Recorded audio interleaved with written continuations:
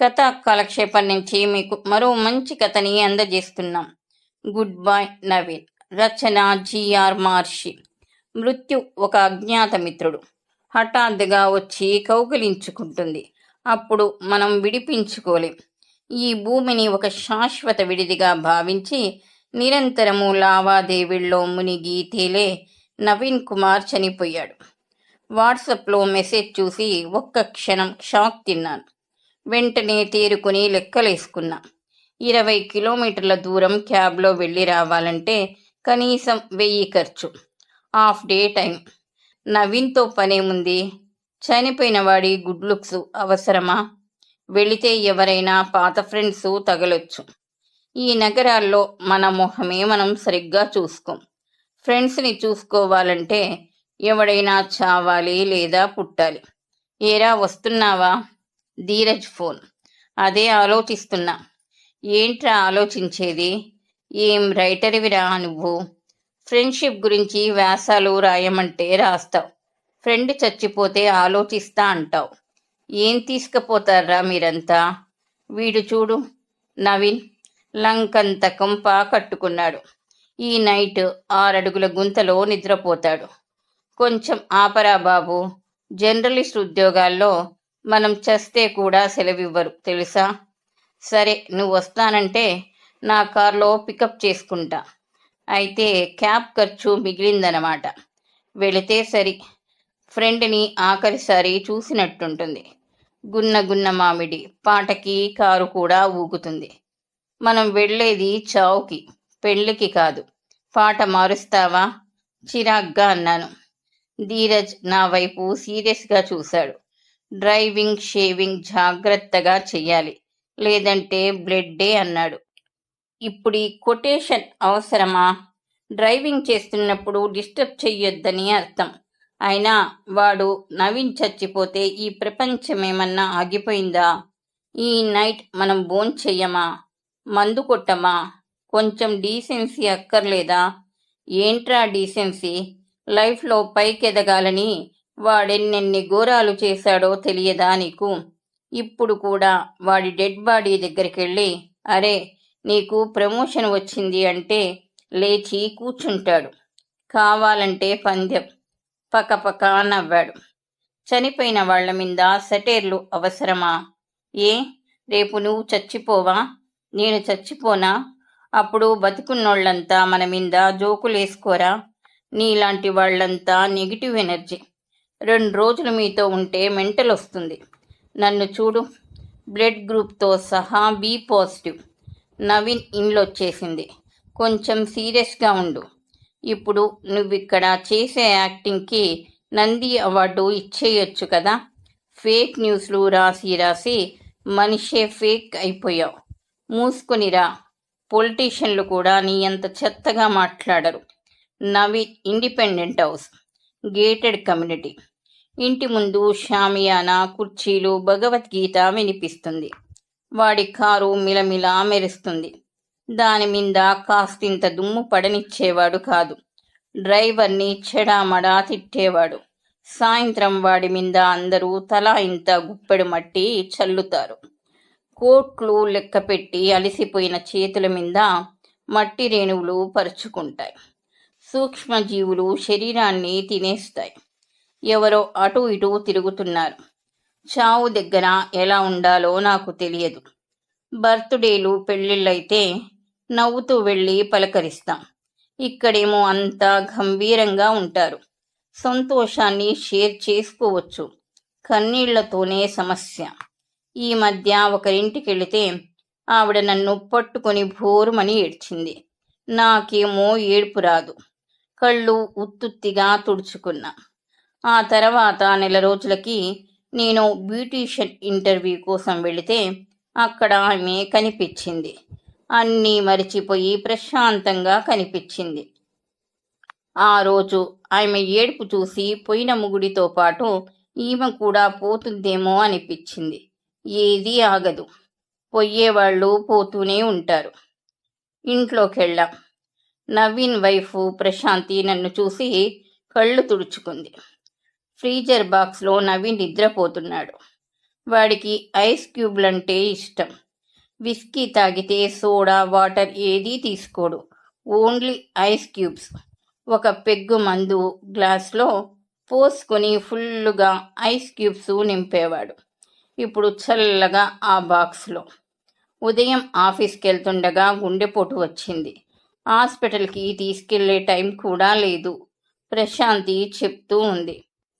వాడికి గుండె కూడా ఉందంటావా? నిచ్చెనలెక్కడానికి ఎందరిని ఫినిష్ చేశాడో వీడు. ఈ ధీరజ్ గాడు తాగినా తాక్కపోయినా కుక్కలా ఏదో ఒకటి మురుగుతూ ఉంటాడు. వాడికి రావాల్సిన ప్రమోషన్ ఆ నవీన్ కొట్టేశాడు. అప్పటినుంచి కడుపు మంట. వీళ్ళంతా నాకు ఎంబీఏలో క్లాస్మేట్స్. జర్నలిజం మీద పిచ్చి కొద్దీ నేను రిపోర్టర్నయ్యా. కంపెనీలో చేరి వాళ్ళు ఇండ్లు కట్టుకున్నారు. నేను అద్దె ఇంట్లో ఉంటున్నా. ఈ దేహమే ఒక అద్దె ఇండ్లు. నవీన్ ఖాళీ చేశాడు. ఏదో ఒకరోజు మేము ఖాళీ చేస్తాం. ఎవరెవరో వస్తున్నారు, ఏదేదో మాట్లాడుతున్నారు. ఇప్పుడంతా ప్యాకేజీ సిస్టమ్. పుట్టడానికి, బతకడానికి, చావడానికి అన్నీ ప్యాకేజీలే. క్రిమేషన్ వరకు ప్యాకేజీనే. పంతులు ఖర్చులు కూడా ఇంక్లూడెడ్. నవీన్ బంధువు ఎవరో మాట్లాడుతున్నారు. చాలా ఎక్కువ చెప్తున్నాడు. నీ ఇన్ఫ్లుయెన్స్ ఉపయోగించి చూడు తగ్గిస్తారు. ఏం తగ్గిస్తారు? మన బాధ వాళ్ళకి వ్యాపారం. ఈ ప్రపంచంలో ప్రతిదీ వ్యాపారమే. మనల్ని మనం అమ్ముకుంటాం, లేదా ఎవరో ఒకరిని కొంటూ ఉంటాం. లాభ నష్టాలు అనే పదాలపై ఈ లోకం నడుస్తుంది. ఎమోషన్స్, రిలేషన్స్ అన్నీ ఇవే నడిపిస్తాయి అనేవాడు నవీన్. ఇప్పుడు వాడి చివరి ప్రయాణంతో వ్యాపారం జరుగుతుంది. మనం ఎదుటి వాళ్ళ వ్యాపారాన్ని గుర్తిస్తాం, కానీ మన వ్యాపారాన్ని గుర్తించం. 20 ఏండ్లుగా పరిచయం ఉన్న నవీన్ చనిపోతే నాకు దుఃఖం రాలేదు. క్యాబ్ ఖర్చుల గురించి ఆలోచించాను. ఘంటసాల గొంతు వినిపిస్తుంది. చావు ఇంట్లో ఈ భగవద్గీత వినిపించాలని మొదట ఎవడు కనిపెట్టాడో. భగవద్గీత వినపడగానే ఎవడో పొయ్యాడని అర్థమైపోతుంది. ప్రశాంతి కళ్ళు తుడుచుకుంటుంది. నిజంగా ప్రశాంతి నవీన్ని ప్రేమించిందా? లేదంటే ఇక్కడ దుఃఖం ఒక అనివార్యత మాత్రమేనా? జీవితం ఒక గేమ్. ఫోల్ ఆడైనా సరే గెలవాలి. నాకు సెంటిమెంట్స్ లేవు. మనం గెలవాలంటే ఎవడో ఒకడు ఓడాలి. ఇది నవీన్ ఫిలాసఫీ. నవీన్ గెలిచాడా, ఓడాడా? లేత పసుపు రంగులోకి మారింది మొహం. చివరి క్షణాల్లో బాధని అనుభవించాడా? మృత్యు ఎదురైనప్పుడు అతని ఫీలింగ్స్ ఎలా ఉన్నాయి? కలలన్నీ సునామీలో కొట్టుకుపోతున్నప్పుడు ఏడుస్తూ వాటి వెంట పరిగెత్తాడా? పైసా ఖర్చు లేకుండా గుండెల నిండా పీల్చుకునే గాలి కోట్ల రూపాయలిచ్చినా హృదయాన్ని తాకకుండా ఉక్కిరి బిక్కిరి చేస్తున్నప్పుడు ఏ మనిషైనా ఏం చేస్తాడు? జీవితంలో ప్రతిదీ ప్లాన్ చేస్తాడు, కానీ చావు వాడి కోసం వేసిన ప్లాన్ని కనుక్కోలేకపోయాడు. దేవుడు మన కోసం బ్లాంక్ పేపర్ని వదిలేస్తాడు. ప్రతిదీ మనమే రాసుకోవాలి. ఒకవేళ దేవుడు తప్పుడు రాత రాసినా సరే మనమే కరెక్ట్ చేసుకోవాలి. మిడిల్ క్లాస్లో పుట్టిన నవీన్ ఇలాగే మాట్లాడి ఇలాగే జీవించాడు. నిజానికి అతను చాలా సిస్టమాటిక్. తెల్లారి 4కే లేచేవాడు. వాకింగ్, యోగా, ధ్యానం, బ్రేక్ఫాస్ట్ అన్నీ 6 గంటల లోపే. 7 గంటల వరకు పేపర్ రీడింగ్, ముఖ్యంగా బిజినెస్ పేజీలు. 7 to 8 ఇంపార్టెంట్ ఫోన్ కాల్స్. 8కి ఆఫీస్కి బయలుదేరితే 1 అవర్ జర్నీ. 9 నుంచి రాత్రి 9 వరకు ఆఫీస్. రోజుకి 12 గంటలు పనిచేసేవాళ్ళని ప్రతి సంస్థ ఇష్టపడుతుంది. 9కి బయలుదేరి మధ్యలో ఒక పెగ్గు విస్కీ. 11 గంటలకి ఇండ్లు. నిద్ర వీలైతే రొమాన్స్. శని ఆదివారాలు ఏం చెయ్యాలో నెల ముందే ఫిక్స్ అయిపోతాయి. ఉదయం 9 నుంచి రాత్రి 11 వరకు డ్రైవర్ డ్యూటీలోనే ఉంటాడు. అతను భోంచేశాడో లేదో ఏనాడు అడిగేవాడు కాదు. నిజానికి 5 ఏండ్ల నుంచి పనిచేస్తున్న డ్రైవర్ పూర్తి పేరేంటో కూడా తెలియదు. కష్టాలు వినడం ప్రారంభిస్తే ప్రతివాడు టన్నుల కొద్దీ కష్టాలని మన మీద మోపుతాడు. ఆ బరువుకి ఇంకా పైకి లెవ్వలేం. సుఖపడడానికి ఈ భూమి మీదికొచ్చాం. సుఖపడాలి అంతే. ఎవరు కష్టపడకపోతే మనమెలా సుఖపడతాం? నిచ్చెన ఎక్కుతున్నప్పుడు చూపు పై మెట్టు మీదే ఉండాలి. కాలి కింద నలుగుతున్న మెట్టు మీద కాదు. అతనికి ఫిక్షన్ చదివే అలవాటు లేదు. కెరియర్ మేనేజ్మెంట్ పుస్తకాలే చదివేవాడు. నచ్చిన వాక్యాల్ని అండర్లైన్ చేసుకునేవాడు. ఇదంతా పులి మేక ఆట. నువ్వు పులివో మేకవో నిర్ణయించుకో. పులివైతే మేకని తిను. వేటగాడి నుంచి కాపాడుకో. ఇలాంటి వాక్యాలు బాగా ఇష్టం. నవీన్ కొలీగ్స్ చాలామంది వస్తున్నారు. గంభీరంగా కళ్ళు తుడుచుకుంటున్నారు. చనిపోయింది తము కాదనే రిలీఫ్. వాళ్లల్లో ఒక అందమైన అమ్మాయి వెక్కి వెక్కి ఏడ్చింది. ప్రశాంతి ఒక్క క్షణం చిరాగ్గా అనుమానంగా చూసింది. ఇక్కడ్నుంచి వెళ్ళిపోగానే అందరూ చర్చించే విషయం ఒక్కటే. నవీన్ ప్లేస్లో వచ్చే అదృష్టవంతుడు ఎవడురా అని. ఈ పాటికి పైరేవీలు ప్రారంభమై ఉంటాయి. నవీన్ చాలా కలలు కన్నాడు. ఇది కలలు లేని నిద్ర. ప్రతి 6 నెలలకొకసారి అన్ని టెస్టులు చేయించుకునేవాడు. డైట్ స్ట్రిక్ట్గా ఫాలో అయ్యేవాడు. ఎగ్ ఎల్లో తినేవాడు కాదు. అది కొలెస్ట్రాల్. ఆయిల్ ఫుడ్ నిషిద్ధం. ఇష్టాలన్నీ అణిచేసేవాడు. పురోహితుడొచ్చాడు. జరగాల్సిన కార్యక్రమాన్ని వివరించాడు. శవాన్ని బాక్స్లోంచి బయటికి తీశారు. ప్రశాంతి వెక్కి వెక్కి ఏడుస్తుంది. వాళ్ళకి పిల్లలు లేరు. ప్లానింగ్లో భాగంగా ఇండ్లు తర్వాతే పిల్లలు. ఈ భూగోళానికి మనము అతిథులము మాత్రమే. ఈ వాక్యాన్ని నేనే రాశాను. వృత్తిలో భాగంగా రోజు ఏదో ఒకటి రాయాలి. మనం చదివే పుస్తకాలు, వినే ప్రవచనాలు దేన్ని జీవితానికి అన్వయించుకోం. వాస్తవంలోకి వస్తే మళ్ళీ పేడ పురుగుల జీవితాన్ని దొర్లిస్తూ ఉంటాం. నవీన్ అంటే నాకు అసూయ. వాడికి ఇండ్లుంది, నాకు లేదు. నాకంటే జీతం ఎక్కువ. నా జీతం నాకు చాలదు. వాడికి లగ్జరీ కారుంది. వైకుంఠ రథం ఆగింది. ఏవేవో శ్లోకాలు, కొటేషన్లు దాని మీద రాశారు. డ్రైవర్ నిర్వికారంగా దిగాడు. స్నానానికి ఏర్పాట్లు జరుగుతున్నాయి. 1 అవర్లో వెళ్ళిపోదాం చెప్పారెవరో. నవీన్ బాడీని నలుగురు పట్టుకున్నారు. తెల్లటి బనీను, పంచె, మెడలో గోల్డ్ చైన్, నున్నగా షేవ్ చేసిన గడ్డం, ఎక్కడా కొవ్వు లేకుండా ఫిట్గా ఉన్న బాడీ. చాలా కాలం బతకాల్సినోడు. వేలుకున్న ఉంగరాలు, మెడలోని గొలుసు తీసేశారు. ఇంటి ముందు ఆవరణలో ఒక కుర్చీలో బాడీని ఉంచి ఇరువైపులా పట్టుకున్నారు. 2 బకెట్లతో గోరువెచ్చని నీళ్లొచ్చాయి. ఒక చెంబులో కుంకుడు రసం. నవీన్ తండ్రి 2 ఏళ్ల క్రితం పోయాడు. Heart patient. డబ్బులు ఖర్చవుతాయని, ఆయనకి సరైన వైద్యం చేయించలేదని అంటారు. ఆ తర్వాత 6 నెలలకి తల్లి కూడా పోయింది. వాళ్ల కోసం పెద్దగా దుఃఖించినట్టుగా కూడా లేడు. తల్లి పోయిన మరుసటి రోజే బోర్డు మీటింగ్కి అటెండ్ అయ్యాడు. ఎమోషన్స్ ఉంటే లైఫ్లో ప్రమోషన్స్ రావు. ఇది కూడా అతని కొటేషన్. నేను, ధీరజ్, ప్రశాంతి, నవీన్ నలుగురం ఎంబీఏలో క్లాస్మేట్స్. ధీరజ్తో ప్రశాంతి చాలా క్లోజ్.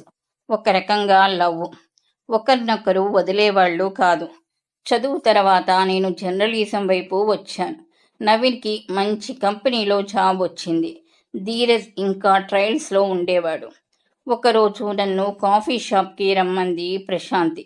కూర్చున్న వెంటనే ఏడవడం స్టార్ట్ చేసింది. ధీరజ్ చాలా పొసెసివ్గా మారిపోతున్నాడు. నవీన్ నాకు జాబ్ ఇప్పిస్తానంటే వద్దంటున్నాడు. అసలు నవీన్ మాట్లాడితేనే మండిపోతున్నాడు. ఇవే వాక్యాలని అటు ఇటు తిప్పి చాలాసేపు మాట్లాడి వెళ్ళిపోయింది. తర్వాత ధీరజ్ నుంచి ఒకరోజు ఫోన్. ప్రశాంతి జాబ్లో చేరింది ఆ నవీన్ ఆఫీస్లో. అయితే ఏంటి ఇప్పుడు దానికి నాకంటే వాడే ఎక్కువ. అది ఇది అని అమ్మాయిల్ని చీప్గా మాట్లాడకు. జాబ్ లేదని నీకు ఇన్ఫీరియారిటీ కాంప్లెక్స్. జాబ్ లేదని నన్ను వదిలేసింది. నవీన్కి మేనేజర్ పోస్ట్ ఉంది. పైగా సేమ్ క్యాస్ట్. ఇంట్లో ప్రెషర్స్ ఉండవు. షికార్లకు నేను, పెళ్ళికి వాడు. సైకోలాగా మాట్లాడకు. ప్రేమిస్తే తెలిసేది నా పెయిన్ ఏంటో. వెక్కిళ్లతో ఫోన్ పెట్టేశాడు. నెల రోజుల తర్వాత ప్రశాంతి నవీన్ల పెళ్లి జరిగింది.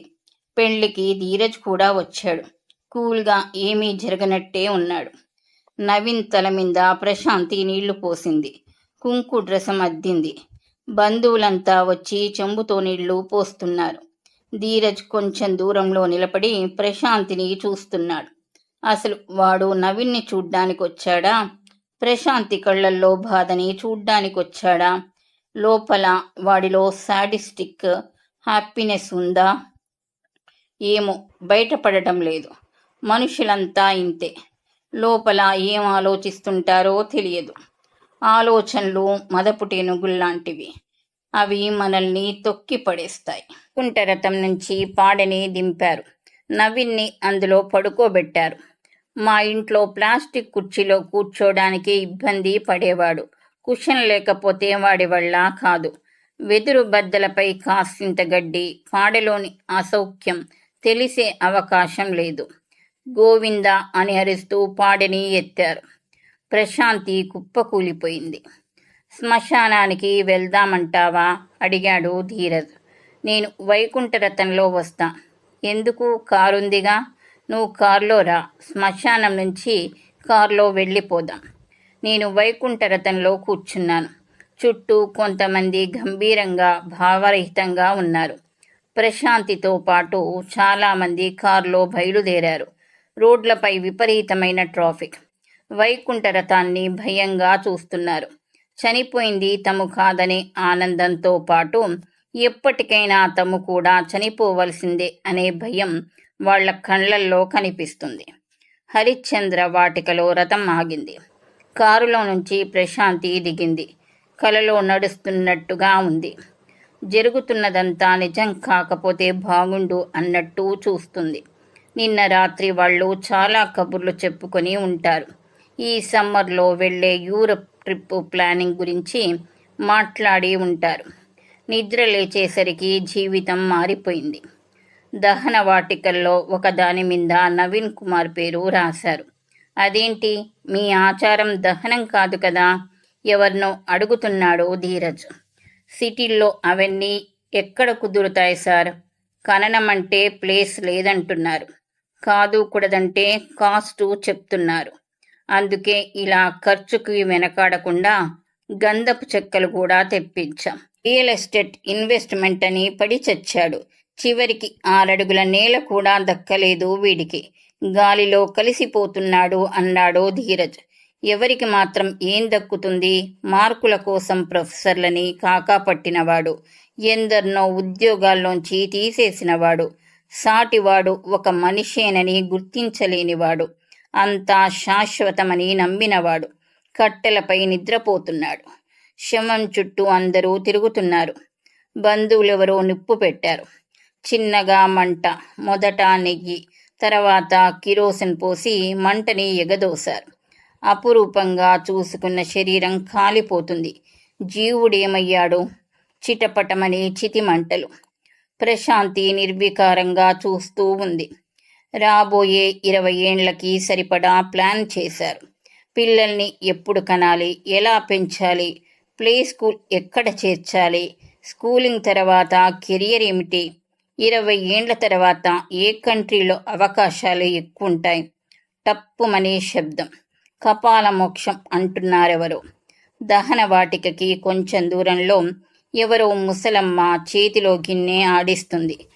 పురాతన బండరాళ్లలో కనిపించే ముడతలు ఆమె మొహంలో ఉన్నాయి. జీవితం కంటే మృత్యునే ఎక్కువ చూస్తుంటుంది. దానం చెయ్యకుండా వెళ్ళకూడదు బాబు. స్నేహితుడు చచ్చిపోతే క్యాబ్ ఖర్చుల గురించి ఆలోచించాను. క్రూరత్వం నాలో ఉందా? నగర జీవితంలో ఉందా? పర్సు తీసి 2 500 నోట్లు వేళ్లతో పట్టుకున్నా. ముసలమ్మ ఆశ్చర్యంగా చూసింది. గిన్నెలో వేశాను. శ్మశాన వైరాగ్యం అంటే ఇదేనేమో. ధీరజ్ కారు తీశాడు. నేను రాను, నడిచి వెళ్తా అన్నాను. నడిచా? మీ ఇల్లెంత దూరమో తెలుసా? నేను వెళ్ళేది ఇంటికి కాదు. దూరంగా మంటలు కనిపిస్తున్నాయి. గమ్యం అర్థమైంది. గమ్యం లేకుండా కాసేపు నడవాలనిపించింది. శ్మశానం కంపౌండ్ గోడ దాటి వెనక్కి తిరిగి చూశాను. ఇండ్లు ఇక్కడుంటే మనుషులంతా ఎక్కడెక్కడో వెతుకుతూ ఉంటారు. ఈ కథ మీకు నచ్చినట్టయితే లైక్ చేయండి. మరిన్ని మంచి కథల కొరకు మా ఛానల్ని సబ్స్క్రైబ్ చేసుకోండి. ఈ కథపై మీ అభిప్రాయాన్ని తెలియచేయండి. ధన్యవాదములు.